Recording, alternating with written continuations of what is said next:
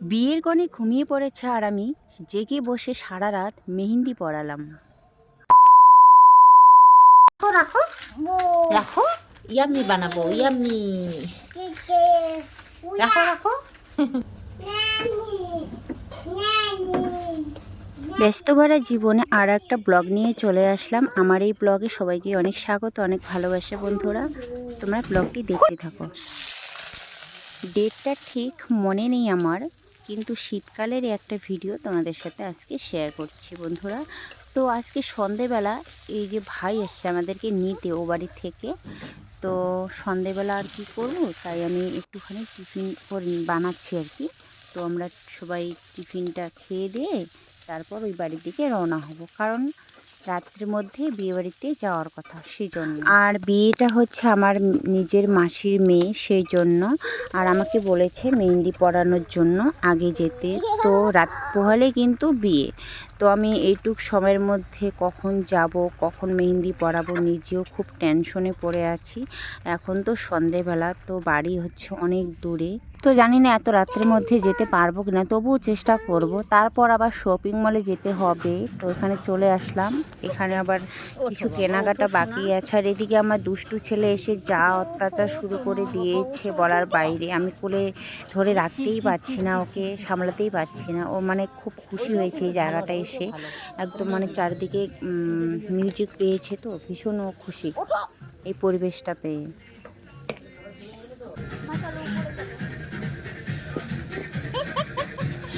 আমি যাবো না সাথে ভাই কি নাচতেছে রে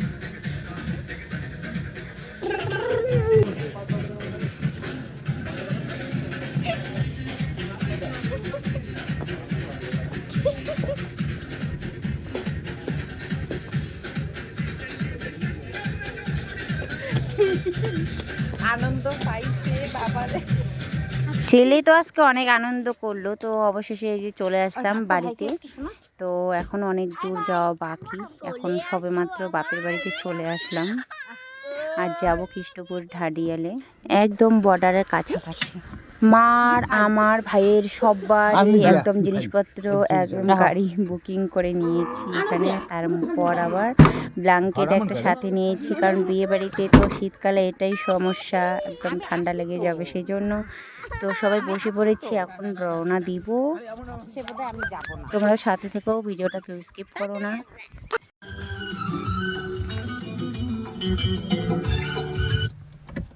তো রাত 12:36 বাজে দেখো এখন। আর এই সময় আমরা পৌঁছালাম আর কি।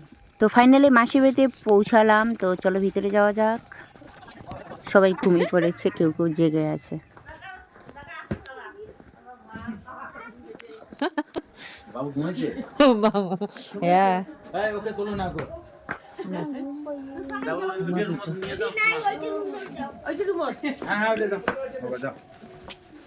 আরে ওইটা রুমে ঘুমাইছে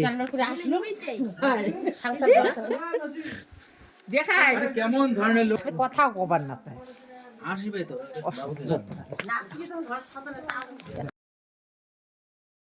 যাই হোক বন্ধুরা, অনেক ঝঞ্ঝাটের পর অবশেষে পৌঁছালাম। এখন আমি মেহেন্দি পরানোর জন্য বসে পড়লাম, আর কোনো দেরি নয়।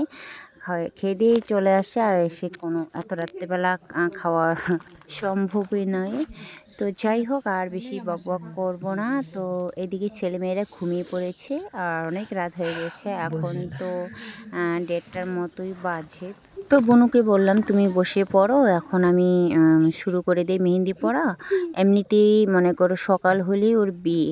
অ্যাকচুয়ালি আমাদের কথা ছিল যে ও কোথাও মানে মেহেন্দি পরিয়ে নিবে, সেই জন্য আমি শুধু এসে ওকে বিয়ের সাজটা সাজিয়ে দেব, এই কথাই ছিল।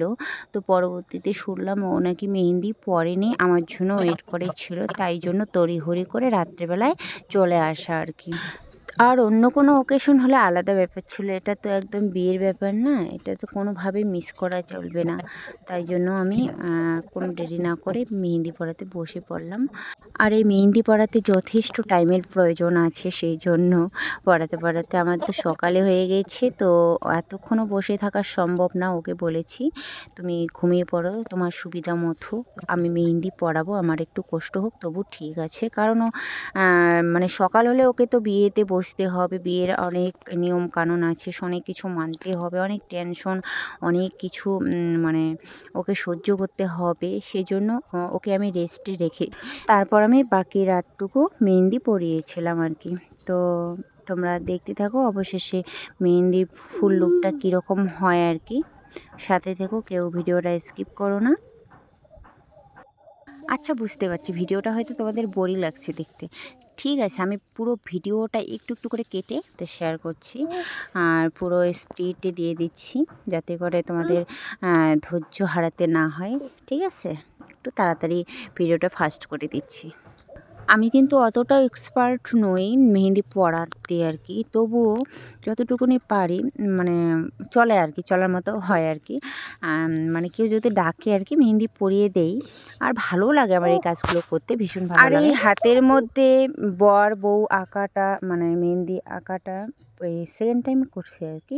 বেশি একটা প্র্যাকটিস নেই আমার, হয়তো বা বেশি ভালো প্র্যাকটিস থাকলে আমি এর থেকে ভালো করতে পারতাম, কিন্তু মানে যথেষ্ট আর কি, যতটুকু করতে পেরেছি আমার দিকে।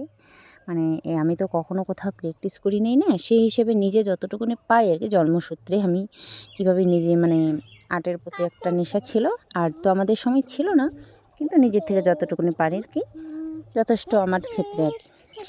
তো এই যে দেখো, ছেলে তো খুবই দুষ্টুমি করতেছে, এডিট করা ভীষণই মুশকিল আমার ক্ষেত্রে, ভিডিও আপলোড দিতে পারি না, সেই জন্য অনেক ভিডিও জমে আছে। এদিকে বোনু অনেকক্ষণে ঘুমিয়ে পড়েছে, আমি হাত মানে এক সাইডে কমপ্লিট করেছি, আর বাকি সাইডটা কমপ্লিট করে তোমাদের সাথে ফুল লুকটা একসাথে দেখাচ্ছি। তো দেখো, এটা ব্যাক সাইডটা আর কি, এই ডিজাইনটা আমি ভালো করে মানে দেখাতে পাচ্ছি না, ঘুমিয়ে গেছে যখন। তো অনেকটা অসুবিধা হয়েছে আমার কিন্তু মানে মেহেন্দি পরাতে আর কি, যেহেতু ঘুমন্ত অবস্থায়। তো ফাইনাল লুকটা দেখো তোমরা কীরকম লাগলো, অবশ্যই কিন্তু কমেন্ট বক্সে কমেন্ট করে জানাবে যে কীরকম লাগলো আমার এই মেহেন্দি ডিজাইনটা তোমাদেরকে। নেক্সট টাইম আরও আমি ভালো করার চেষ্টা করব। জানি অনেক ফিনিশিংয়ের ব্যাপার আছে, যেটা অতটা ফিনিশিংয়ের ক্ষেত্রে দেখতে গেলে অনেকটা মানে কম বলা চলে। তো আমি চেষ্টা করেছি, তো এর থেকে ভালো করার চেষ্টা করব আবারও। তো যাই হোক বন্ধুরা, চোখ ভরা ঘুম আর ক্লান্তি নিয়ে ভিডিওটা এখানে শেষ করছি। সবাই খুব ভালো থেকো, সুস্থ থেকো, টাটা, বাই বাই।